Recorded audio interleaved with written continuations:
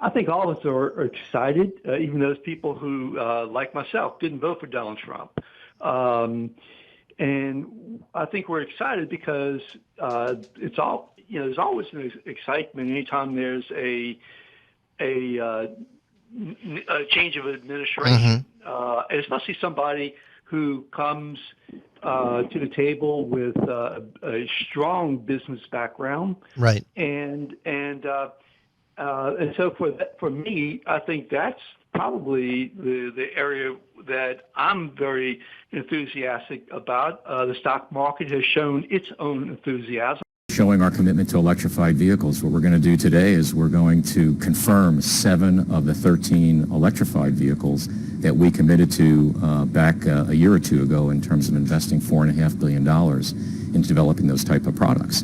And the reason we're doing this here is because our view is electrification is going to grow. We want to be a leader there. We're investing in the products. And at the same time, we're investing here in the U.S. to build some of our most advanced products, both our fully electrified SUV that we're talking about today and our fully autonomous vehicle. As you well know, President-elect Trump has attacked Ford many, many times in his rallies and on Twitter. He even once said that you were firing all of your employees in the United States, which is not true. Are you canceling the plans to build this huge plant in Mexico because of the president-elect? Well, when we make decisions like this as a company, we look at, first we do what's right for our business. This makes sense for our business. And we look at all factors, including what we view as a more positive U.S. manufacturing business environment under. Having said that, I also agree about Israel. I don't think that's necessary. I don't think that, I don't agree with Donald Trump in terms of getting involved in foreign policy until he takes over, because it's going to happen to him. But I'm glad that he did it. I do have some issues, though, with Russia, that whole situation. What do you make? Let me just jump in and ask you about Julian Assange.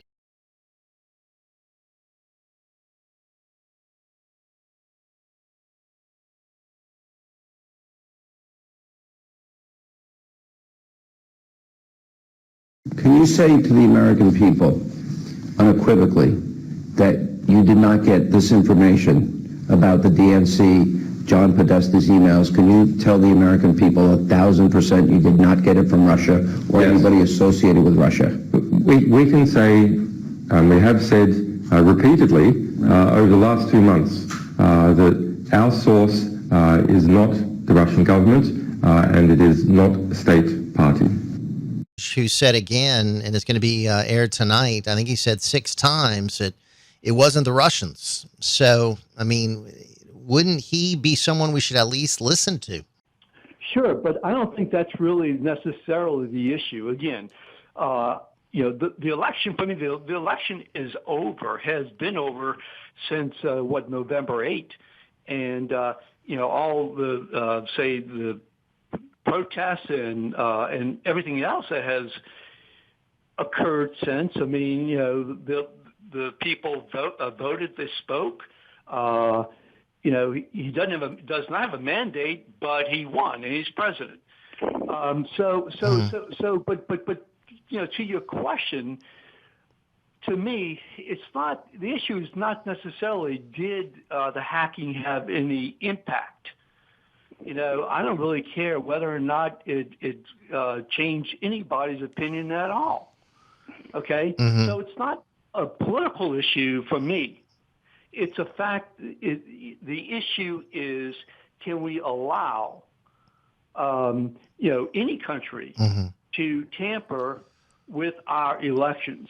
And that is, or anything for that matter. Okay.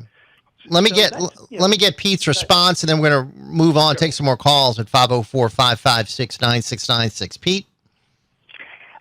Well, unfortunately, the United States under President Obama tried to tamper in the elections over in Israel, so I'm sure you'd be opposed to that.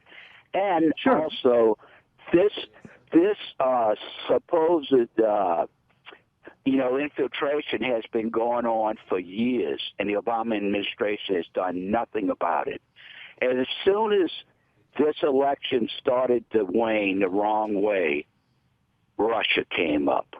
I mean, it is mighty. It's one of the examples of all things political that this president's legacy is really about. All things political. It's only about politics. It's only about how he looks so that his people can win power again. It's only about that. What do you think about the United States is trying to get into Israel's elections? Yeah, which is pretty documented. I mean, we did try to defeat Benjamin Netanyahu. Your thoughts? Well, back then I thought it was horrible. I'm sure that, and said so. So, but still, the question is, for me, what kind of message do we send to the rest of the world that we're going to allow this?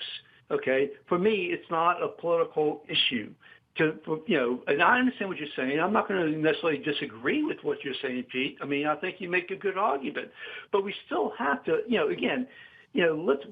it's not to relive the election. It's not to redo the election. It's not to undermine Donald Trump's, presidency. It's about getting the facts so that it doesn't happen again, and so that we punish we punish who we have to punish, and that to me. Well, let me ask you this: what if it was a disgruntled DNC employee who was upset over how Bernie Sanders was handled and leaked the information to Julian Assange? And that's how all of this came out. So who do we punish there? This DNC employee? Again, for me, it's not a political issue per se in terms of where you're going. I don't care whether or not it was distributed on WikiLeaks or it was.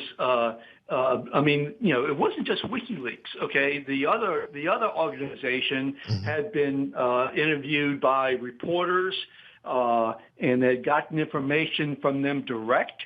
So. Assange had nothing to do with that. But again, regardless, it doesn't make any difference as to whether or not it was disseminated, publicized. It doesn't make any difference. It was done. And so whoever did it, whether it's a disgruntled guy in the White House or a Democratic Party, or it was the Russians. Keep in mind, look, we're talking about 17 intelligence organizations, okay, who came out in October when I brought it up in October, okay, before the election. So it wasn't just a political thing. And they all pointed, except for the FBI, by the way, at the time, okay, they all pointed to the hacking. FBI came on board afterwards and agreed. So look what we're doing. We're basically telling the intelligence for political reasons. We're telling intelligence, we don't believe you. And our president-elect is basically sending that message out across the world. All we got to say is they've been wrong in the past. We know that. Highly controversial areas where they've been wrong. So they could be right here. They could be right here. But where's the proof? I mean, I heard that they were going to release some sort of proof. Now, Trump says he has some proof that it's not the Russians. Well, guess what? Okay, Trump said that he had special knowledge, and then he was going to disclose that special knowledge in 36 to 48 hours, and then his press secretary said that he's going to be briefed. Well, the thing is, doesn't he have an inherent interest in this thing too? That's a personal interest. Okay, he doesn't want to delegitimize the election, so he doesn't want to make it appear as if he lost or won by default. I mean, just like Obama's got an interest, this guy's got an interest too. Okay, so let's get it out on the table.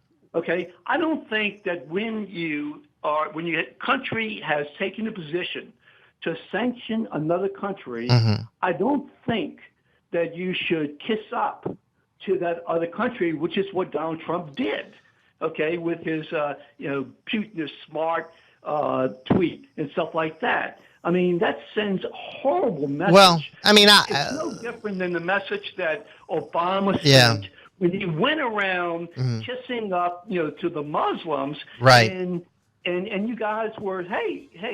Well, the difference the difference is, of course, they don't have hundreds of nuclear weapons pointed at us. They aren't a military superpower. Obviously, this is a country that we've been negotiating with in the past successfully. We have had ups and downs in our relationship. I don't have a problem with us trying to work with them and defeat ISIS and try to pursue an end to this Islamic terrorism. I think they've got a joint interest in doing that. So hang on, Steve. We got to take a brief time out. Thank you, Mr. Pete in Algiers. We'll take more of your calls, 504-556-9696, right here on Ringside on WGSO. And as far as Trump coming out for Russia and stuff, that's no different than coming out and supporting Israel. What Obama's doing is not in America's best interest, so why should we remain silent?